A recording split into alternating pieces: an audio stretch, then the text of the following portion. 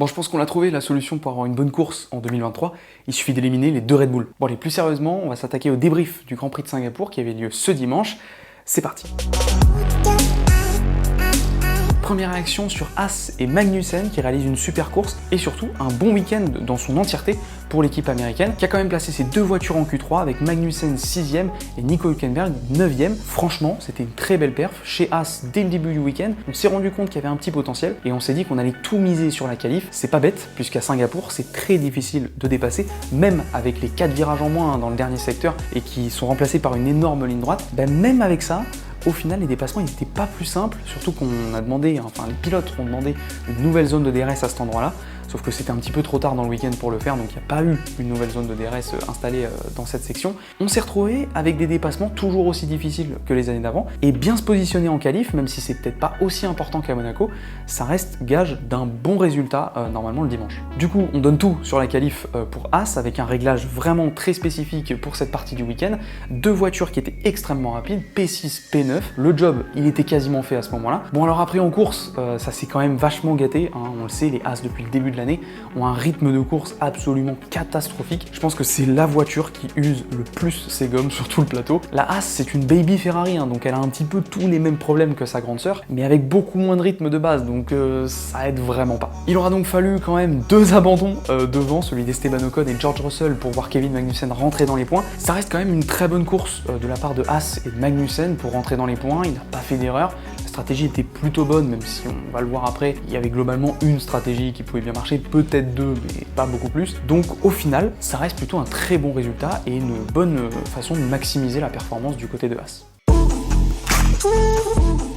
Il faut malheureusement que je vous parle d'Esteban Ocon et d'Alpine qui avaient réalisé jusque-là un très bon week-end en maximisant encore une fois la performance comme ils savent le faire depuis de nombreuses courses, sauf qu'il a fini avec une casse mécanique, encore une casse mécanique du côté d'Alpine, un 6e abandon de cette saison pour Esteban Ocon, qui, attention, n'ont pas tous été liés à la fiabilité, puisqu'il y a eu aussi des accrochages, mais globalement, ça reste quand même une saison assez difficile pour Esteban Ocon.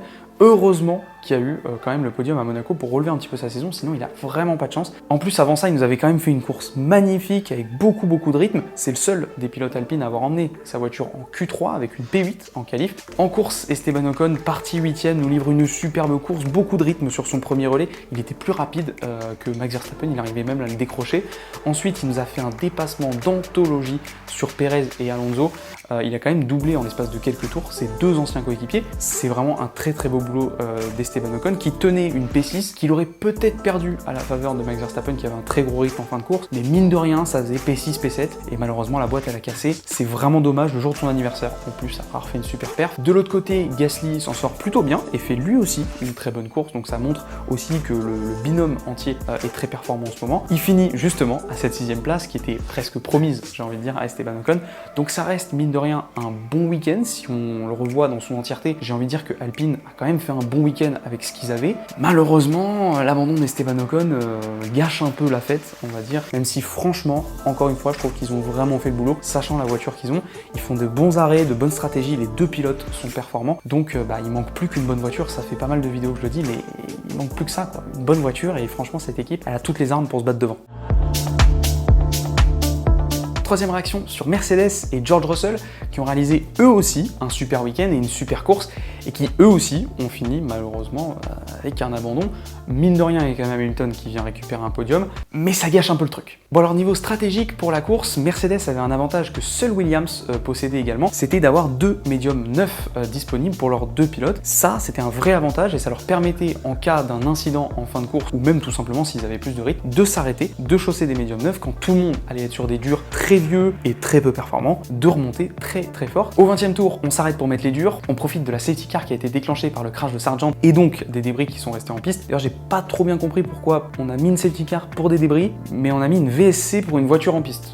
J'ai pas tout bien suivi, surtout qu'en plus, au moment où on a retiré la safety car, il y avait encore des débris sur la piste, donc franchement, là, j'ai pas bien compris. En tout cas, Mercedes en profite pour s'arrêter et s'arrête une nouvelle fois au moment de la virtual safety car provoquée par notre très cher Esteban Ocon qui malheureusement abandonne et du coup, ça leur permet de s'arrêter une nouvelle fois, de perdre très peu de temps, de chausser des médiums neufs et de fondre littéralement sur le top 3, composé à ce moment-là de Carlos Sainz, Lando Norris et Charles Leclerc. Quand les Mercedes ressortent, elles tournent 3 secondes plus vite que le top 3 de tête. Ils ont mis très peu de temps à rattraper Leclerc et à littéralement le fumer. Le pauvre, il avait vraiment des pneus détruits. Leclerc en plus avait un peu moins de rythme ce week-end, surtout en course, donc c'était très difficile de tenir. Il n'a pas tenu longtemps. Ferrari espérait que ça allait servir un peu de bouchon, ça n'a pas tenu longtemps. Malgré tout, ils ont quand même perdu un peu de temps à ce moment-là. Ils finissent par remonter sur le duo de tête composé de Carlos Sainz et Lando Norris. Malheureusement pour eux, Carlos Sainz a sorti une masterclass stratégique et défensive. Du coup, ça n'arrive pas à passer, ça se frustre un petit peu et malheureusement sur une course très difficile physiquement et mentalement, on rappelle, le taux d'humidité il est de quasi 90%, enfin c'est n'importe quoi. Vous avez en plus un circuit qui est très exigeant, en ville, entre les murs, qui est long aussi. Là, le Grand Prix est long, mine de rien, c'est un des Grands Prix les plus longs de l'année avec Monaco en général, surtout quand on a des incidents qui font perdre un peu de temps. Malheureusement, Russell, pour moi, malgré tout ce que je viens de dire, fait quand même une erreur qu'il ne doit pas commettre. Quand on veut se battre contre un Lewis Hamilton et qu'on est dans un top team, on ne peut pas se permettre de faire ce genre d'erreur. C'est quand même une grossière erreur, mine de rien, il est vachement trop décalé, c'est-à-dire qu'il est 5-6 cm trop à droite. Il tape le mur de manière très violente au moment du freinage. Ça le déséquilibre, je crois même que ça a dû péter la jambe, je pense. Enfin, si ça n'a pas cassé, franchement, c'est que la Mercedes est très solide, en tout cas déstabilisé forcément en plein freinage. Il tire tout droit, tape dans la Tech Pro, c'est l'abandon. Malheureusement, c'est 15 points de perdu. Il faut se rappeler que son coéquipier Hamilton, il se bat quand même pour la P3 au championnat, alors que lui, il a un petit peu de mal, il est derrière les 2 pilotes Ferrari, et ça aurait pu lui faire beaucoup de bien au championnat du monde. Mais mine de rien, avec le recul, je me dis, est-ce qu'il n'y avait pas quelque chose à tenter avec un certain Lewis Hamilton? Bah oui, parce que Hamilton, derrière, c'était une fusée, 1 à 2 secondes plus vite que Russell, juste derrière, en fin de course. C'est peut-être lui qui avait le rythme pour aller chercher la victoire et qui pouvait faire sauter Norris et Carlos Sainz. En tout cas, je pense qu'il fallait au moins figer les positions, même si on ne laissait pas forcément passer Hamilton sur Russell, parce que leur petite bataille, elle leur a fait perdre du temps, mine de rien. Ça a aussi mis de la pression à George Russell, qui devait, en plus de s'occuper de ce qui se passait devant, surveiller ce qui se passait derrière. Et c'est peut-être ça aussi qui a conduit à son erreur. Donc malheureusement, je pense qu'on aurait pu un petit peu mieux gérer. Après, ça reste quand même une très bonne course, un très bon week-end, puisque la Mercedes avait quand même du rythme en qualif, capable d'aller chercher la pole, en tout cas dans les mains de George Russell. Donc ça reste plutôt un très bon week-end pour eux. Mais en même temps, on finit sur une petite déception et c'est ça qui est dommage. En tout cas, on retient quand même le beau podium de Lewis Hamilton. Quatrième réaction, je vais vous parler des pilotes Red Bull. Oui, j'ai bien dit les pilotes Red Bull. On va parler des 4 pilotes Red Bull, puisque pour moi, ils ont eu un petit peu un week-end lié, tous, que ce soit en course ou en qualification. On va commencer par celui qui a le mieux réussi ce week-end, c'est Liam Lawson, pour son 3e Grand Prix en Formule 1. Il est rentré en Q3 et a marqué ses premiers points. Excellente perf. Petit bonus, il a quand même sorti Max Verstappen de la Q2, juste après les Pays-Bas, où c'était le premier à avoir dépassé en piste Max Verstappen pour une position. C'était la première fois que ça arrivait dans la saison. Donc Liam Lawson, c'est un petit peu le bourreau de Max Verstappen en ce moment. Mais en tout cas, il réalise une performance incroyable. Alors les dernières rumeurs voudraient que Yuki Tsunoda conserve finalement son baquet, même si on avait annoncé le contraire il y a quelques semaines, que Daniel Ricciardo serait très bien placé lui aussi pour conserver son baquet, même s'il n'a pas vraiment eu la chance de montrer ce qu'il était capable de faire au volant de cette AlphaTauri. Je dirais que à la place de Red Bull, j'aurais bien tenté. Je dis pas forcément d'enlever Tsunoda, mais Tsunoda ou Ricciardo, j'en aurais fait sauter un pour essayer Lawson sur une saison complète. Et contrairement à De Vries, qui l'année dernière avait fait une très belle perf sur un seul Grand Prix, avec des conditions spécifiques, une voiture qui était quand même vachement bien adaptée aussi au circuit de Monza, là, on a un pilote qui est vraiment fait pas d'erreur, qui prend les choses étape par étape, on va dire, qui a construit un petit peu sa confiance depuis les Pays-Bas. Faut rappeler qu'il est dernier en qualif aux Pays-Bas, alors normal, j'ai envie de dire, il débarque dans la voiture le samedi matin, mais quand même, là, ça finit en Q3, seulement 3 courses plus tard, enfin 2 courses plus tard, donc c'est franchement une très très bonne perf. Du côté de Red Bull, c'est quand même une sacrée douche froide ce Grand Prix de Singapour. Dès le vendredi matin, on s'en est rendu compte, la voiture était difficile à piloter, pas équilibrée. Verstappen avait des problèmes sur ses passages de rapport, que ce soit à la montée ou à la descente des rapports. Il avait du patinage sur les roues arrière, donc ça rendait tout le pilotage très très inconfortable. C'était mal parti, clairement. On a réussi un petit peu à redresser le tir le samedi matin. Malheureusement, ça n'a pas suffi après en qualif pour Verstappen. Éliminé en Q2 tout comme Perez, mais ça on en a plus l'habitude. En course, on espérait 5 et 6 du côté de Red Bull si ça se passait bien. 5e, c'est ce que Verstappen a fait. Ils ont quand même fait une stratégie un petit peu décalée des autres. Ils sont partis en dur pour ensuite chausser les médiums. Malheureusement, la première safety, elle était beaucoup trop tôt pour changer de gomme, puisque là, 20e tour, c'était pas possible de passer sur des médiums, sinon il aurait fallu faire 2 arrêts. Et le VSC est arrivé 3 tours après que les Red Bull se soient arrêtés pour chausser les médiums. Du coup, vraiment pas de chance d'un point de vue stratégique. Autant des fois on peut dire que Verstappen et Red Bull ils ont pas mal de réussite, autant là, il y avait rien qu'à aller, clairement. En plus, quand on regarde le rythme de course de Verstappen sur son 2e relais, il avait franchement beaucoup de chance de monter au moins sur un podium, et voire même, moi je pense qu'il aurait pu menacer la win. C'était une fusée, clairement, Verstappen en fin de course. Du côté de Pérez, course catastrophique, je suis désolé, mais c'est pas possible. Pérez cette année, c'est un délire, le frérot. Qu'est-ce qu'il nous fait? Quelle indignité.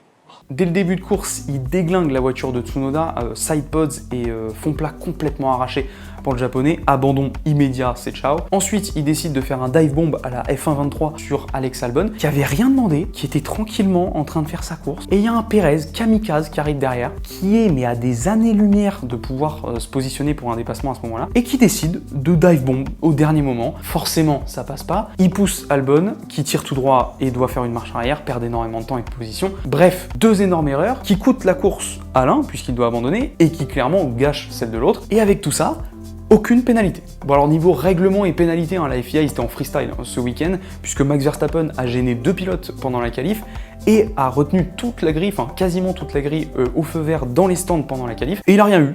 Pourquoi on justifie dans le document officiel que, vous comprenez, les pauvres chez Red Bull, ils ont eu un problème de communication entre le pilote et l'équipe, et c'est pour ça que Verstappen ne s'est pas écarté pour laisser passer les pilotes de derrière. Ouais, mais c'est exactement ce qu'on a dit à Ferrari à Monaco, et ils ont dit, ok, il y a eu un problème de communication, voilà 5 secondes de pénalité. Et là, ils ont dit, ok, il y a eu un problème de communication, t'inquiète mon ref, vas-y, allez, c'est bon pour cette fois. Bon alors après, la voiture gênée, c'était une Alpha Tauri, et Alpha Tauri, bizarrement, ils sont pas du tout allés au rendez-vous à la FIA pour se plaindre et plaider leur cause. Bizarre. Bon, pour conclure, ça reste un week-end très difficile pour Red Bull, qui met fin du coup à 15 victoires d'affilée pour Red Bull, 10 pour Verstappen, 301 jours sans être battu du côté de Red Bull, c'est incroyable. En tout cas, Verstappen ne pourra pas égaler le record de Schumacher, qui en 2002 avait tout simplement fini sur le podium à toutes les courses. Ce ne sera pas battu. Dernière réaction sur Ferrari et Carlos Sainz. On va aussi parler un petit peu de Charles Leclerc, vous inquiétez pas. Bon alors Carlos Sainz, je sais pas ce qu'il a mangé en vacances ou ce qu'il a fait pendant ses vacances, mais il est revenu, le frérot, confiance absolue, fusée, pas d'erreur. Monza déjà, ça fait la pole, ça tient Verstappen dans ses échappements pendant une quinzaine de tours. Ici, rebelote, on fait la pole. Il a quand même fait P1 sur la FP2 et FP3, P1 en qualif, P1 en course, il a mené tous les tours. Il lui manquait plus que la FP1, où il a fini 2e, et de faire le meilleur tour en piste. Et le frérot avait passé son week-end complet à la P1. On croirait voir un certain Despiello au GP Explorer. Bon, Sainz, il le savait, la course allait être beaucoup plus difficile que la qualif, et il a employé une stratégie tout simplement exceptionnelle, que ce soit du côté défensif ou stratégique. Carlos Sainz a été exemplaire sur cette course. Il a tout simplement ralenti le rythme quand il fallait, accéléré quand il fallait. Il a donné le DRS à Norris par exemple pour l'aider à se défendre de Russell, pour éviter que Russell passe Norris puis ensuite le passe. Enfin bref, masterclass stratégique et défensive de Carlos Sainz, qui roulait juste ce qu'il fallait pour ralentir les autres, mais en même temps pas être trop lent pour pas se faire doubler. Franchement, masterclass, aucune erreur, alors qu'il y avait quand même beaucoup de pression parce qu'il a passé les 15 derniers tours avec 3 ou 4 pilotes qui voulaient sa peau juste derrière lui. Donc franchement, grosse masterclass. Si je parle un petit peu de Leclerc, il fait une très bonne course quand même, il fait aussi un bon week-end, un P3 en qualif, c'est pas non plus nul, surtout qu'il était pas loin du tout de cette pole position. Au final, Ferrari l'a vraiment utilisé à des fins stratégiques, clairement. On aurait pu et on aurait dû, selon moi, l'arrêter pendant la VSC pour mettre des pneus, même si c'était déjà des pneus rodés, il aurait fallu, selon moi, l'arrêter à ce moment-là, sauf que chez Ferrari, on s'est dit que Leclerc, il serait plus important sur la piste à faire bouchon. Il n'a pas fait bouchon longtemps, mais mine de rien, peut-être que c'est 1 ou 2 secondes perdues par les Mercedes ont suffi à pas se faire dépasser en fin de course pour Sainz et Norris. On ne saura jamais.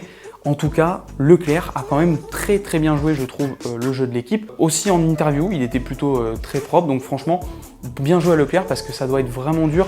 La pole et le podium pour Sainz devant les tifosi à Monza. Ensuite ici, encore pole victoire. C'est Carlos Sainz, mine de rien, qui met fin à cette hégémonie Red Bull, même si je pense qu'ils vont recommencer dès la semaine prochaine à Suzuka. Donc forcément, du côté de Leclerc, je comprends qu'il y ait beaucoup de frustration, mais mine de rien, il l'a quand même plutôt bien géré. Ça reste quand même un super week-end à retenir. C'est Ferrari qui aura fait tomber Red Bull.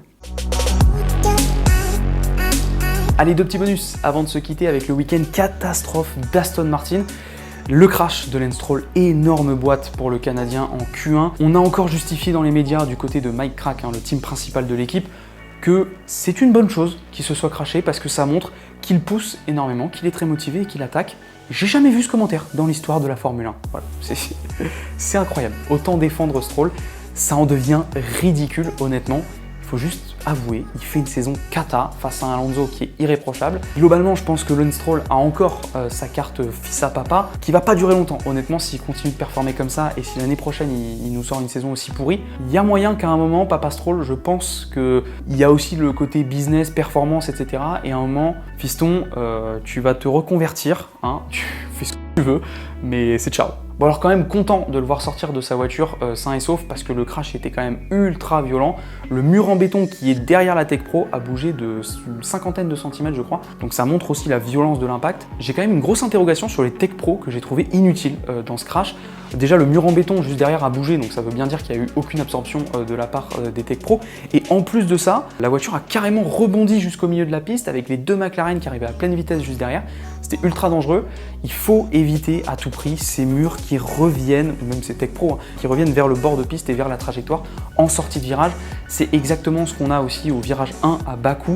Et je trouve ça ultra dangereux parce qu'à chaque fois, quand ça tape, ça peut revenir sur la piste. Enfin, c'est vraiment dangereux. Il faut faire autre chose, déplacer un petit peu le muret et donner un peu plus d'espace. Du côté d'Alonso, le week-end n'était pas beaucoup mieux. Alors en essai libre, il a roulé sur un lézard et l'a malheureusement tué. Est-ce que c'est le karma d'avoir tué ce lézard qui l'a poursuivi tout le week-end? En tout cas, pas beaucoup de rythme en qualif. En course, très difficile. Au moment de son premier arrêt, il loupe complètement son freinage, franchit la ligne blanche à l'entrée des stands avant de repasser de l'autre côté. 5 secondes de pénalité qu'il va servir dans un deuxième arrêt au moment de la Virtual Safety Car, qui malheureusement il effectue un tour trop tard parce qu'il pouvait techniquement passer au tour d'avant sous Virtual Safety Car.